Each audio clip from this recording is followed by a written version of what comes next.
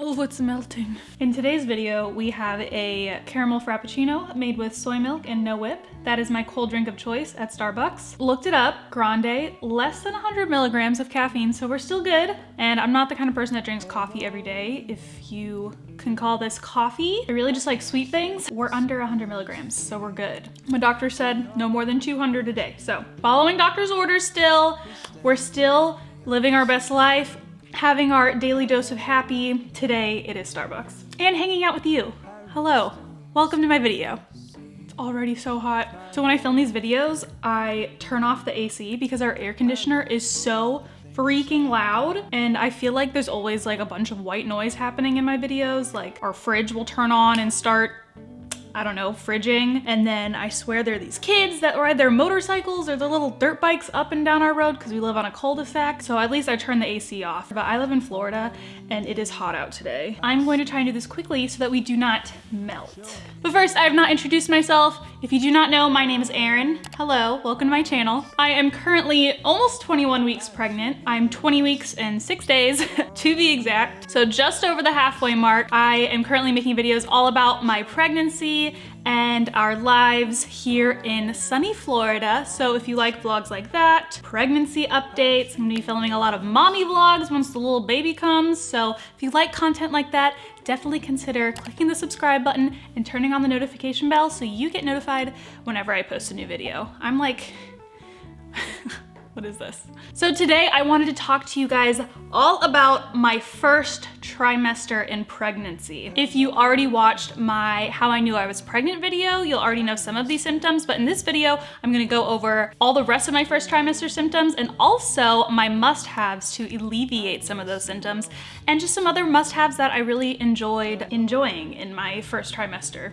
And if you see me looking down, I'm just referencing my little bullet journal notebook where I have all of my notes. And then at the end, I'm gonna show you guys a belly bump update because I've officially definitely popped now. It's really exciting. So without further ado, let's go ahead and just jump into the video right after this, hang on. So most of these I'm going to go in sort of the order they happened for myself. Now, I do want to preface this by saying that, of course, all pregnancies are different, all women are different. These are just symptoms that I personally experienced and what helped me out. What helped me out might not help you out, and some other people might have some input that might be better for you. So I just think it's great to watch a bunch of videos, and it really helped me out in finding what worked for me, and everyone's different. So just take everything I say with a grain of salt, and hopefully you get something out of this video. So if you remember from my first trimester video, my very first symptoms that I experienced, one of them was sore breasts. So as your boobs start to grow, most people get some sore breasts, and my biggest recommendation for this is to just ditch your wire bras if you can. Now I know everyone's got different boobies going on. I myself do not have a lot going on in the chest region, pretty manageable down here. So I don't even wear wire bras to begin with. I don't even wear like a wireless traditional bra. I just wear these sort of bralettes from Grocers, from Grocers Apparel.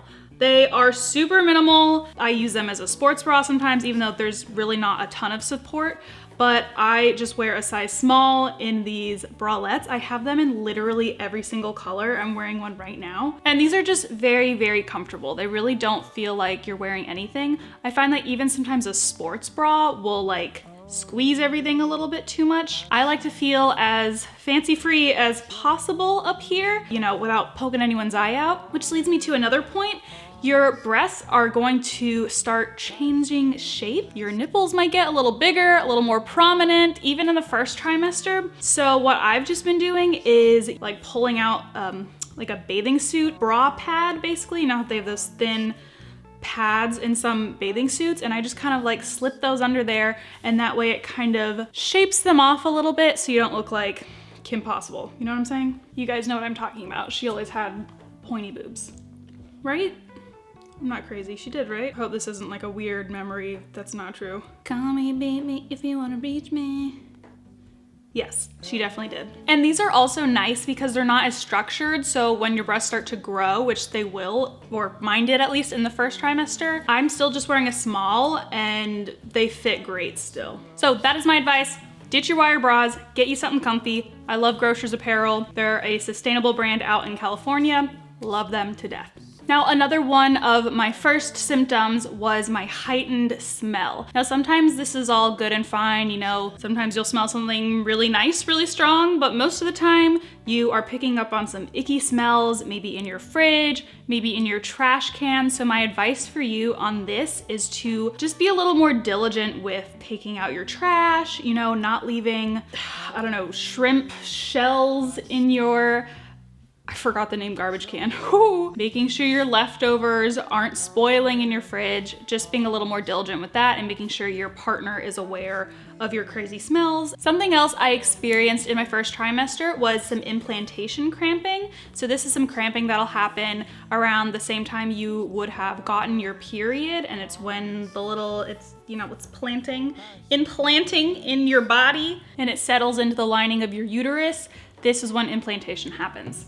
And implantation cramping can happen. There goes the fridge. The fridge is fridging now. So for me, it was just like a dull, achy pain, and it happened for a couple weeks for me. Like, I was feeling really crampy, and a lot of it had to do with my body just sort of stretching to accommodate the new little being that was growing inside my body. Now with this, I also had some weird bladder pain and bladder cramping, and not really burning, but it kind of felt like I always had to pee. And I thought I had a UTI. That was my first thought, was, oh, I might have a UTI, because I had read that that can be a little more common in women that are pregnant. I went to my doctor during my OB checkup or whatever. I told her about it and she ran some tests and I did not have a UTI. And basically she said that it's probably just everything stretching to accommodate the new baby. Basically, my advice with any sort of cramping is to take it easy, drink some water, and also I've really enjoyed doing some cat-cow stretches. So basically you get on your hands and knees and you sort of arch your back and then you can hunch your back forward. So you do your cow, moo, then you cat, meow, you know, yoga, cat-cow, look it up. It just stretches out your belly. I find that it does alleviate some of that pain. Or if curling up into the fetal position is your shtick, you know, and that feels good, do that. I definitely had my fair share of just curling up into a ball and crying. Now, a big first trimester symptom that I also experienced was fatigue. So the biggest thing for fatigue and being tired is just napping when you can, especially if you are able to take it easy and be at home.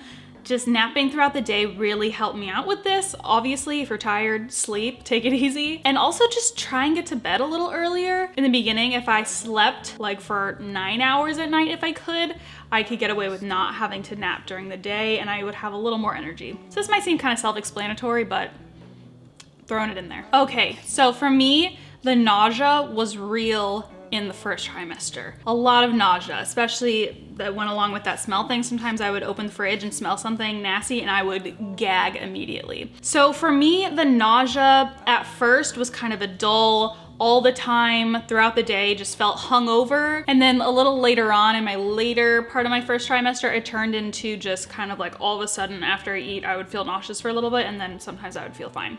Or sometimes I would throw up and then feel fine. Or a lot of times in the first trimester, also spicy food kind of upset my stomach, which is weird because in my second trimester, I am craving spicy foods. Now, when I felt nauseous, there were a couple things that really helped me out. Everyone's going to be different, but I really enjoyed sipping on some lemon ginger tea. So this is just a, how do you say this? Bigelow? I've never actually had to say that out loud. But they're lemon ginger They're lemon ginger herbal tea plus probiotics. It's just like a caffeine-free tea. So I really enjoyed sipping on this. And when I ran out of this, I actually just cut up some ginger and put in some boiling water, put some lemon in that, and made my own lemon ginger sort of hot drink, and that was really nice as well. Now, if I'm in a pinch and I'm out and about, I would just stick a peppermint in my bag, and sucking on a peppermint really helped me out with my nausea as well. And I started doing this around Christmas because we got a bunch of these, and I ran out of these Preggy Pops. This was a gift from my friend she sent me in the mail. but these just tasted like candies to me, and I wasn't really sure how well they were actually helping out my stomach, except for just kind of distracting me with a different taste in my mouth, which can help sometimes. But the only problem is these came in like a variety pack, and I really only liked the lemon ones, and I ate all those really quickly, so. Peppermint worked out great for me as well. I know for some people, some essential oils can help, just like sniffing a little bit of peppermint essential oil can also alleviate some of their nausea. Something else that helped my nausea was napping, getting enough sleep in. That helped me out a lot as well. And also, oddly, I would feel better if I was exercising. And it was super counterintuitive because when I felt nauseous, I didn't feel like doing anything, but sometimes if I got up and I got moving, sometimes that would actually help it out as well. And if you're having trouble keeping down food, you have to get food in there. So just, for me, it was a battle in the first trimester. I didn't really have any cravings. It was just trying to find what didn't make me feel ill. So bland foods that I really liked were just like toast, rice, and veggies. Cereal worked really good. Some mild, like really bland kind of soup would be good too. But you gotta get food in there. I remember my first trimester, like making food and eating food felt like such a chore because thinking about eating anything made me want to like vomit, and I was just tired and didn't want to get up. But Austin would be like, you need to eat something. You need to feed our baby. So I had to just get over it, and you have to eat something. Just eat it. You'll have to eat something. Also, a big tip is if you feel nauseous in the morning, try like put some crackers by your bed, and when you first wake up, roll over, eat a few crackers or a piece of bread or toast right when you wake up.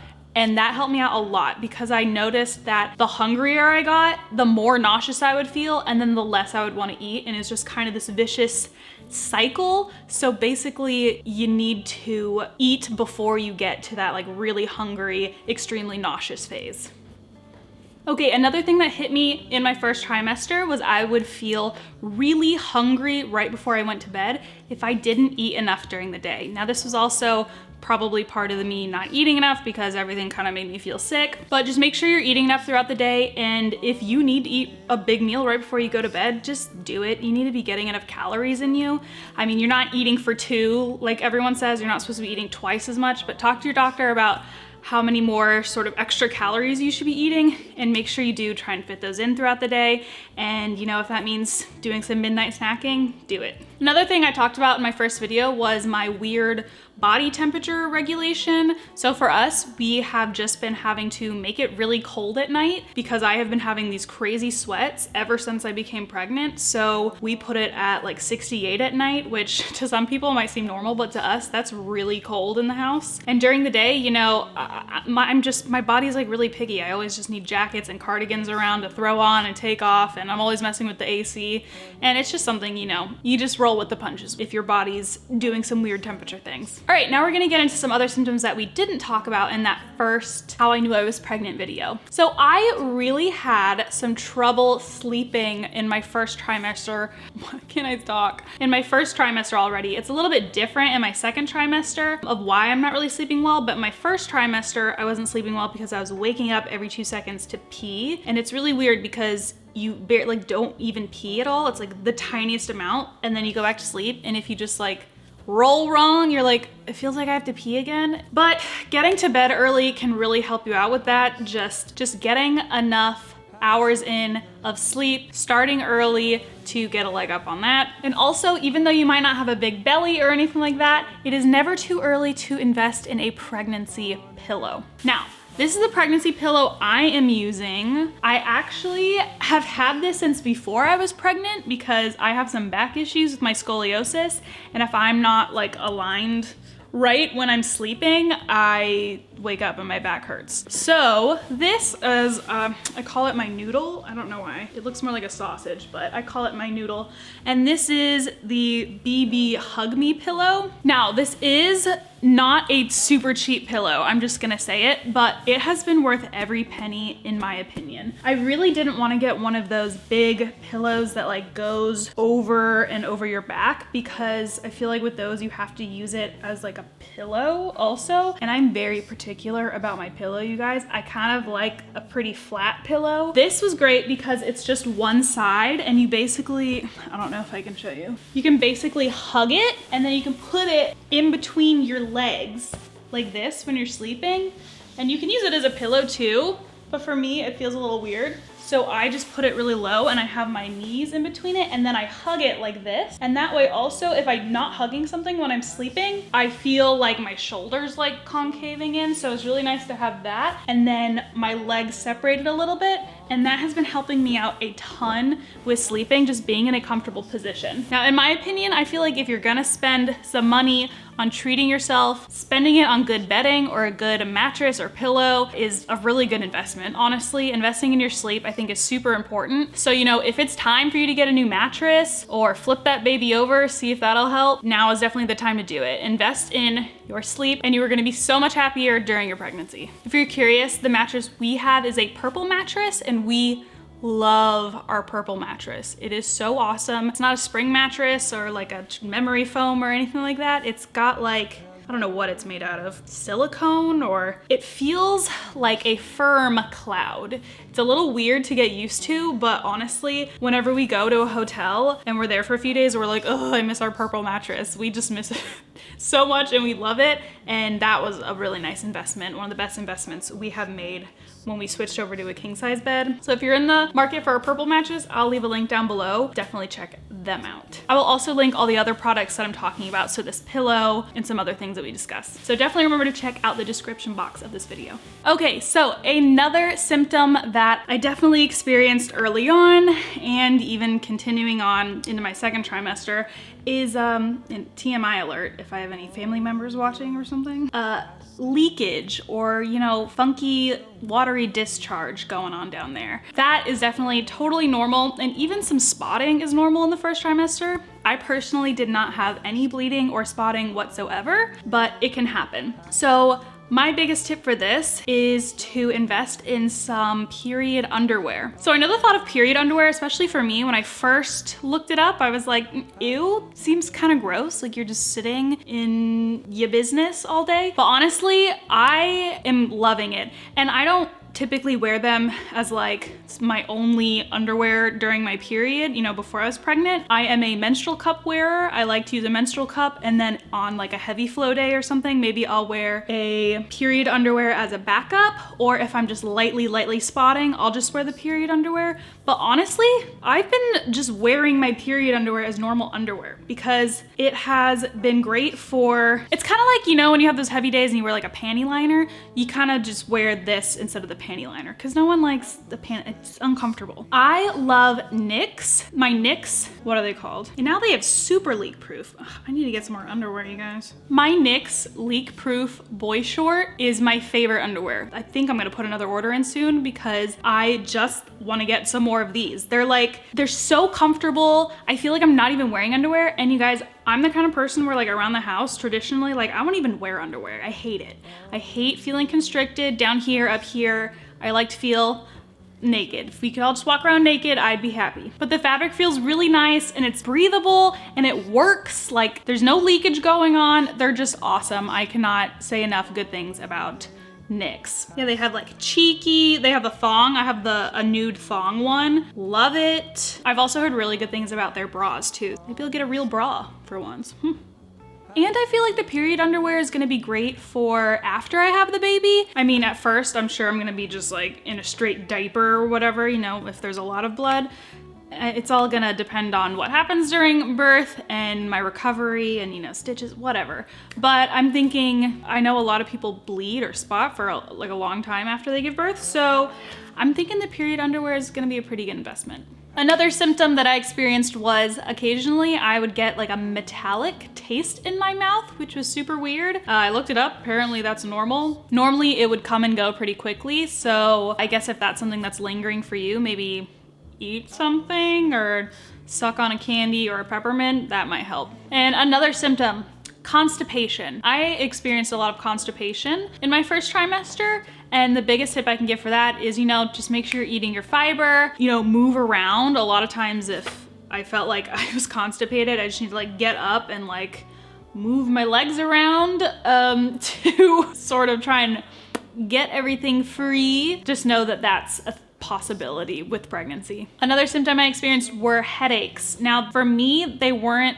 like a long headache. It would just be like, I would get kind of a sharp headache and then it would kind of go away pretty quick. And I know headaches can happen in your pregnancy, but for me, I have something called syndrome of inappropriate antidiuretic hormone secretion. So my body just like retains too much water and has trouble regulating its sodium. So with that, if my sodium levels are low, I will get headaches. So that also might be why I was getting headaches. So everyone's different with that, but just know headaches can be normal. But for me, they usually went away pretty quickly. And another symptom was reflux, sort of like an acid reflux, chest, what's it called? Heartburn sort of thing. And with that, I would just keep some Tums by my bed. You know, you have to be careful with those because you don't want to take too many. If you don't like Tums, I've also heard that drinking a little apple cider vinegar can counteract that. I myself have not tried that. I usually just pop a Tums and I usually only have to do that like once. Like I don't have a ton of acid reflux going on, but if you have that going on a lot, maybe talk to your doctor, see what can alleviate that. But I have read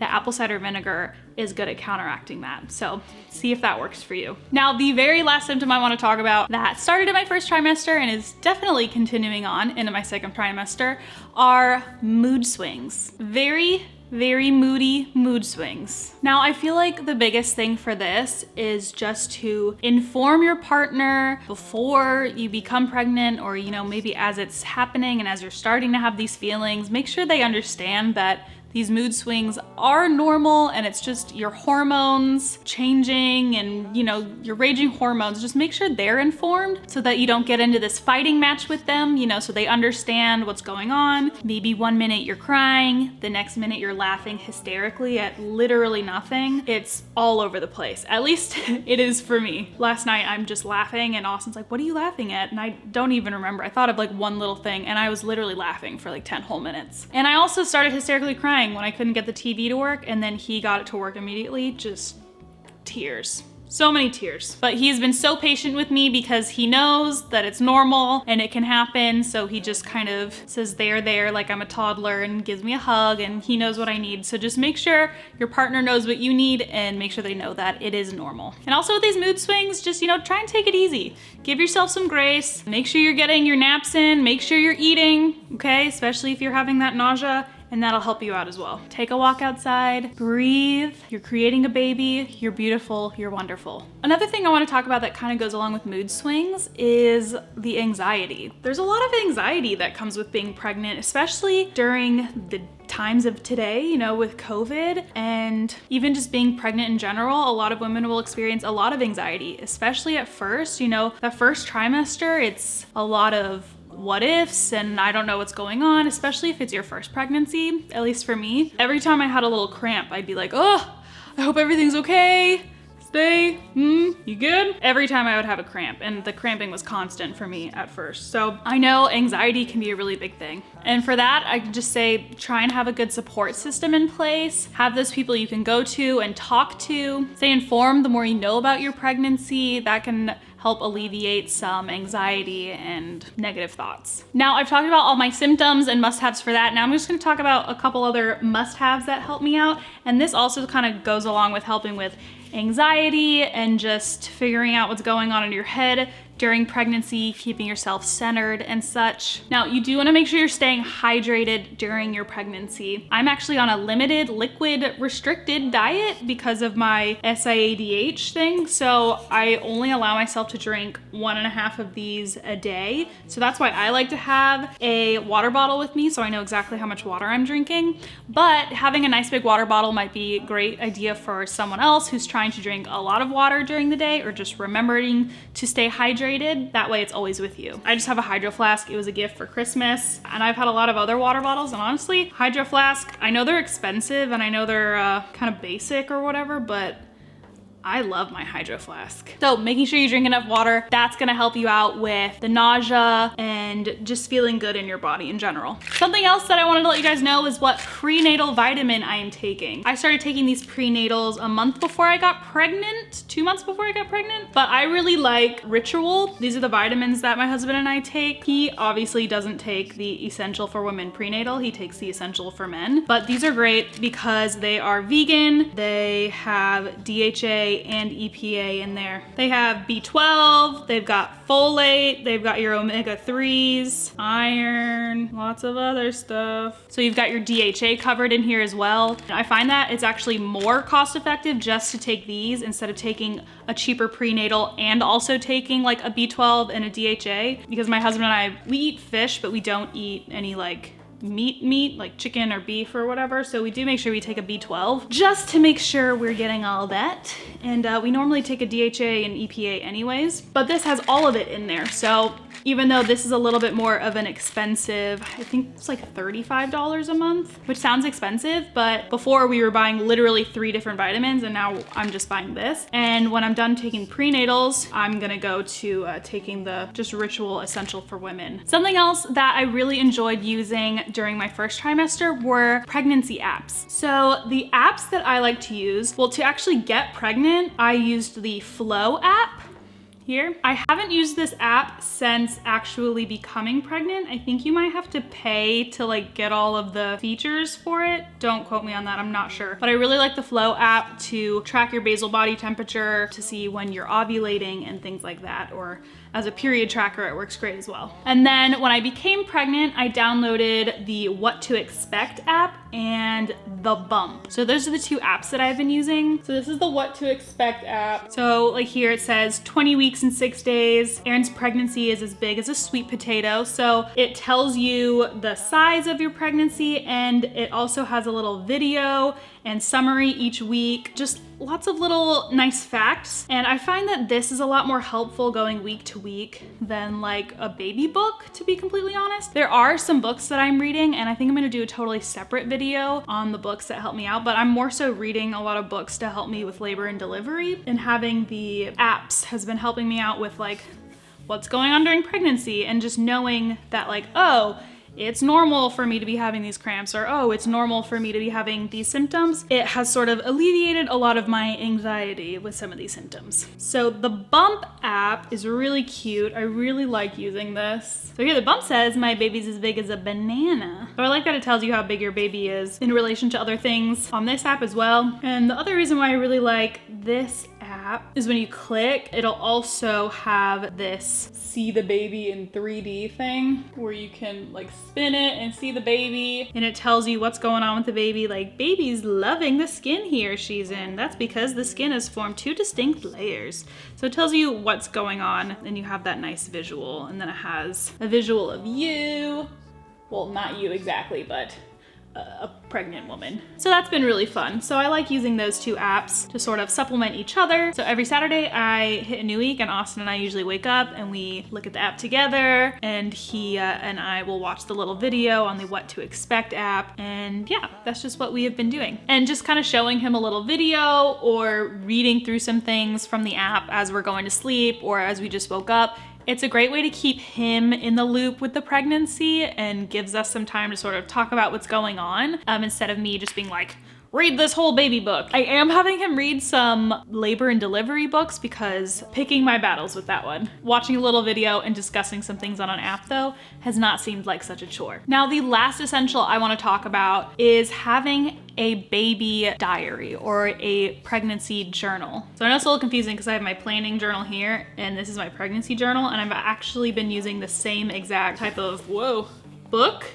And that's just because I love this journal so much. It's a Lemome journal. I just got it on Amazon. I'll link it down below. I like a gridded journal. I'm just used to bullet journaling, and I like to have a grid instead of lined paper, but I think they make this one with lined paper as well. I just really like the thickness of the pages, and I like the faux leather outside. It's got a little place to put your pen. You know, you can have it shut like this and have a bookmark. I just really love this journal. So I've been journaling at least every week just to remember everything that's been going on, and I sort of write it in a way where I'm talking to her, and I'm writing it in that style just because that is the style my mother wrote in her pregnancy journal. So when I read it, she's like talking to me, and I think that's really beautiful. She even says in here that she isn't sure that I'll ever see this, but after my mother passed away, this was given to me, and I read it all the time, and it has been honestly really helpful to see the differences and the similarities in my mother's pregnancy and my pregnancy. And yeah, it's just like a little thing I have and I feel connected to her. And I hope that one day maybe my baby girl will read this and feel connected to me, and maybe it will empower her during her pregnancy as well, if she ever decides to have babies. Oh, another thing that I have been doing is taking a picture of my bump whenever I can remember, or taking a little video of it just so I can watch it grow. And a great app that you can use for this is the 1 Second Everyday app. You can sort of see the bump start to grow. Now, I've been really bad about remembering to do this every day, but every once in a while I'll just pop up my phone, and if you have your phone on taking live photos, it can also take a live photo and put that into like a little video. So that has been really cool to see my bump grow. Speaking of bumps, I promised you guys a bump shot. So here we go. There she is. Little nugget. Did I mention gas? Gas is another symptom. Here we've got halfway mark, about 40 weeks pregnant. It's still cute. I'm not a giant yet, but do I look a little fuller in the face? I don't know, maybe we'll be able to tell in the video. I see myself every day, so I can't tell, but I zoomed with my dad the other day and he said that I looked a little fuller in the face. If so, I'm excited. Bring on the pudgy face. But also we were on a Zoom call with weird lighting, so maybe it was that. I don't know, what do you guys think? Little fuller? No? Yes? All right. My drink is done, which means this video is done. Thank you guys so much for watching. If there are any other videos you want me to make about my pregnancy, definitely leave the suggestions down in the comment box below. And as always, if you have any questions about my pregnancy or just any questions or comments at all, please leave me a comment. I love reading all of your comments and replying to them. I've also been loving connecting with you guys on Instagram. You can follow me at Hey Erin Payne. So thank you guys for watching this video. I will see you in the next one. Bye.